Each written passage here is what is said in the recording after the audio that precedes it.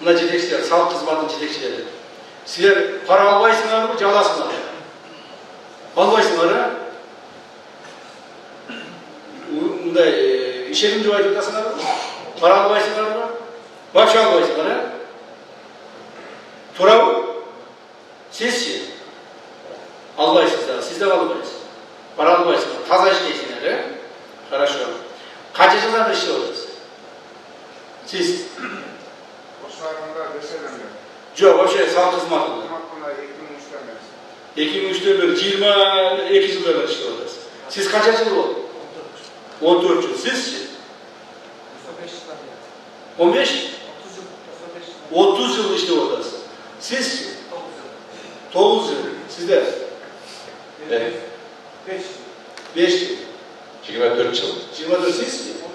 15 жыл. Мына, көрдіңер, урматтуу туугандар.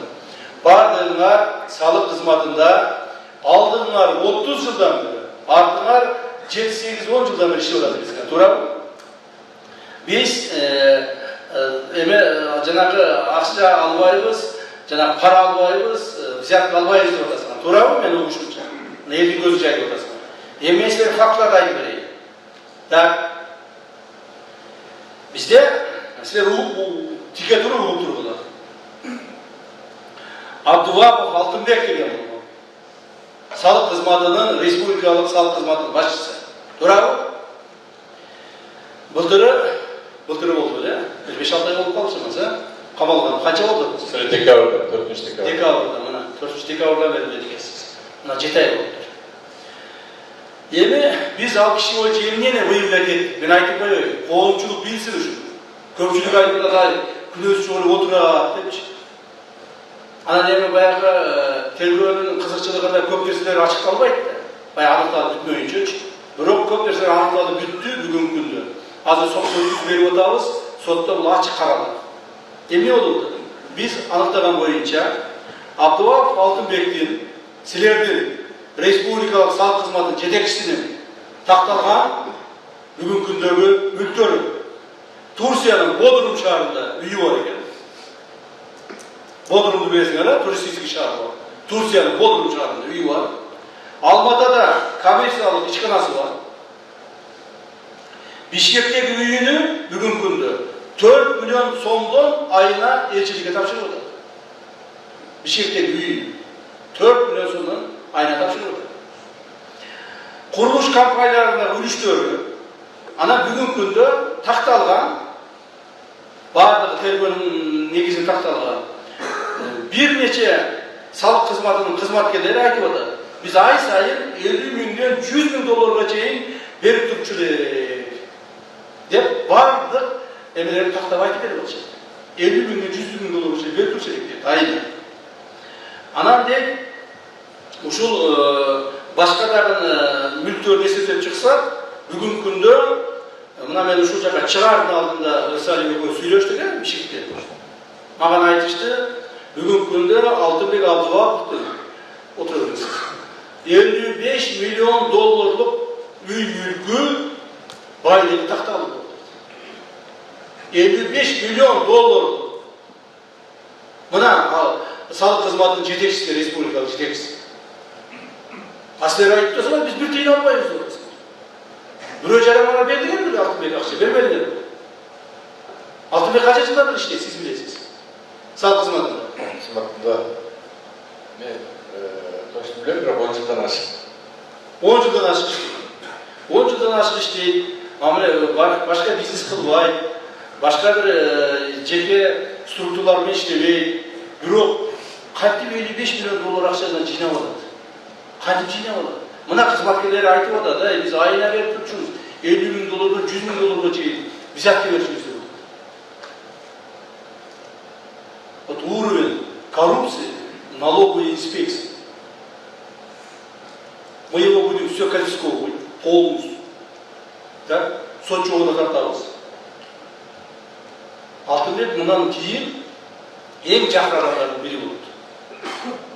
Мурдагыдай болбойт. Мурдагыдай болуп, мамлекет кызмат иштеп, байып, анан кийин сотко кишине берип коюп, башкага берип коюп, чыгып алып туруп, кайрадан жип минип, ойноп жүрүп жүрбөйт. Бүттү. андай уақыттар өтіп тұр. Мына налог инспекцияның басшылары отырасыңдар. Сіздер айтасыңдар, біз бір тиын албаймыз отырасыңдар. Ұлттық қауіпсіздік комитеті. Сіз бұларды емне үшін ұшылар, действительно үштер таза шешеді. Я. Емне үшін бүгінгі күнге шейін Ош облысында бір дағы салық қызметінің басшысы, райондық басшылары, шаһардың басшылары, біреусі де жауапқа тартылады. Емне үшін? Демек, или сіз жаман іштеп жатырсыз, же болмаса бұлар өте действительно баяғы взят қалмай іштеп жатыр. Одно из них, другого не бывает. А глава республиканской налоговой инспекции собрал себе 500, то есть 50 миллионов долларов, 55 миллионов долларов богатства. Откуда это все собралось? Мына коррупция қаяқта? Туғандар. Кімнен сұрашын керек? Бұлар айтады, біз алуға жоқпыз болды. Сіз болсын выявлять ете албайсыз. Енді не қылышыңыз? Жұмыс жүргіземіз жұмыста. Жүргіземіз емес, жүргізушілер керек ушуға чейин. Ушуға чейин жүргізушілер керек. Ушул жерде салық инспекция мына барлығын тексеріп шыққан. Ар бірінің үй мүлкін тексерген. Қандай үйде жашайды, қай жерде жашайды, кімдерге оформление салып шыққан, қандай машина менеді, бала шағалар ене жұмыс қылады. Бүт барын тексеріп шыққан. Жарайды. Ұқтыңар ма? Мына налог инспекциялар, мына 3, 4, 5, 6, 7 өңгесі. Онда екі отырады. Сен қаяқтан? Өзге. Қанибек Зулфуха. Вот его надо проверить. Оны Қарасуда да іштейді. Күлгеніңіз, не біліп жатырсыз? Не тексеріп айтса күлесіз. Значит, вам радостно, да? Независимо от того, что там ваш брат является депутатом, и ваш родственник работает у нас, будем, если выявлять какие-то нарушения, посадить. Не надо улыбаться. Я своих даже ранков сажаю, не только вас. Туарва, Özgür, начальник. Görдün sen kulübede, над тобой смеется он. Над тобой смеется он. Стоит и смеется. Заведи его сейчас, посадите его. И проверь. А потом посмотри, как он будет смеяться. Даже у него моральной ответственности нет. Не то, что там, как государственный служащий, он не имеет себя вести здесь. Но на этого сам kulübede тут. Надо мной что ли смеются? А сіз қаяқтансыз? Қайсың? Қарасудың орынбасары. Начальник кім? Келмей қалды? Неге?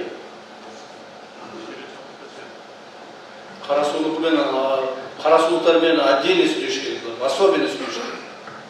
Так, представьте етіңіз. Алматов Абдуали, Қарасу жетекшінің орынбасары.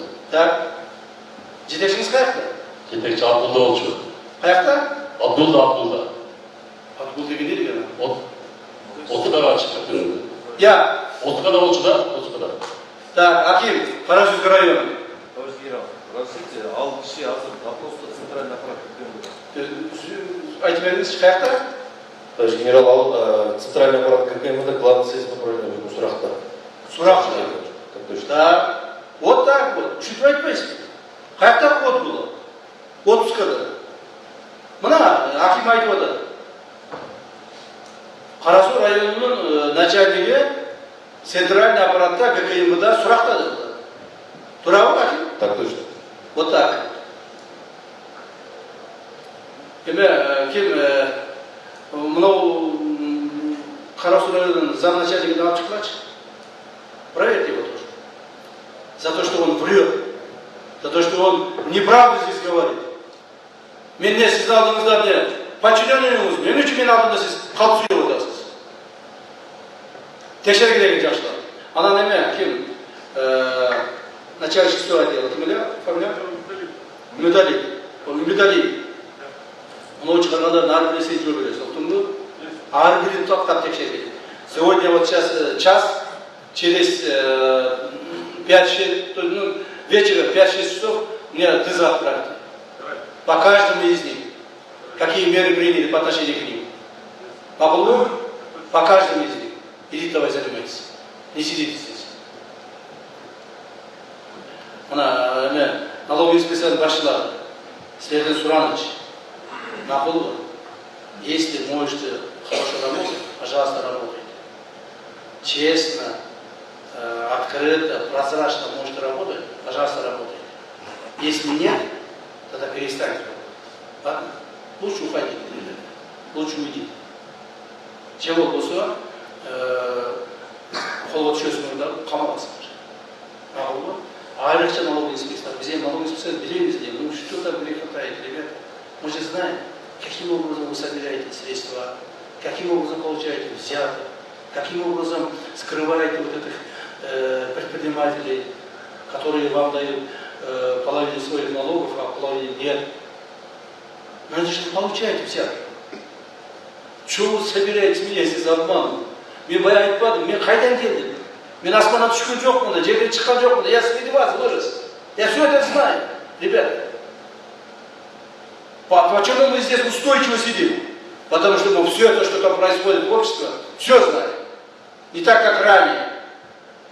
Например, біз жаңағы розовый ящик киіп алып, ешнәрсені көрбей, білбей, қиын болып жүргеніміз жоқ. Қолымызда не болады? Кто чем дышит, кто что делает, правильно делает или неправильно, кто вредит обществу, государству. Все это мы знаем. Поэтому устойчиво сидим, устойчиво будем работать. И дальше так будет. Сіздерді айтып, жоқ, мен взятка албаймын, мен нормально, соным дегенге ойлап отырсыңдар, мен ешеліп қалдым. Вы просто өзіңізді морально уничтожаете. Налоговая инспекция. Ұқтыңар ма? Тағы бір жыл айтамыз. Мына үшеуіңіз жас балдар екенсіздер. Сіздер ғой іште көп жылдан бері іштеп қалыпсыздар. 20-30 жылдан бері іштеп қалыпсыздар. Мына үшеуіңіз жас балдар екенсіздер. Хорошо? Мына ақсақалдардан, бұлардан үлгі алып бағылар.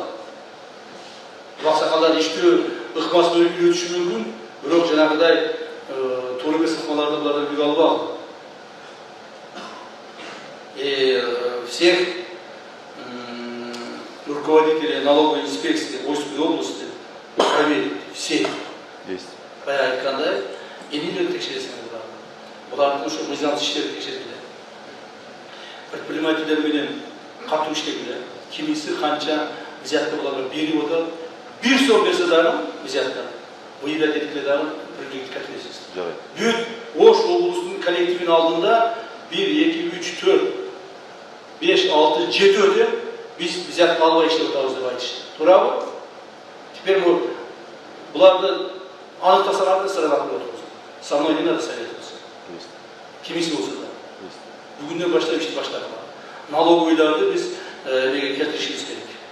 Порядка келтірішіміз керек. Мақұл. До 2020 года, 2020 года собирали налог по всей стране где-то приблизительно около 60 миллиардов сомов. На сегодня собираем 250 миллиардов. Вот. Это не является вашей заслугой. Не является заслугой налоговых инспекторов или там руководителей. Нет. Есть другие, много причин таких. Но 250 миллиардов мы собираем. Это тоже мало. Со следующего года будем собирать по 300 миллиардов. Да? Еще больше будем собирать. Айрықша мына Қарасуны қарағыла, Өзгенді қарағыла, чоң районды. Ош шағырдың басшысы сіз біле? Ош шағырдың қарағыла. Мақұл ғой? И совместно с руководителем местных органов власти, акимом, мэром вот эту работу продолжает. Мақұл ғой? Үшін жаштап қарағыла. Ушыл 6, 2, 4, 7 ішінен срочно порядке выявляет их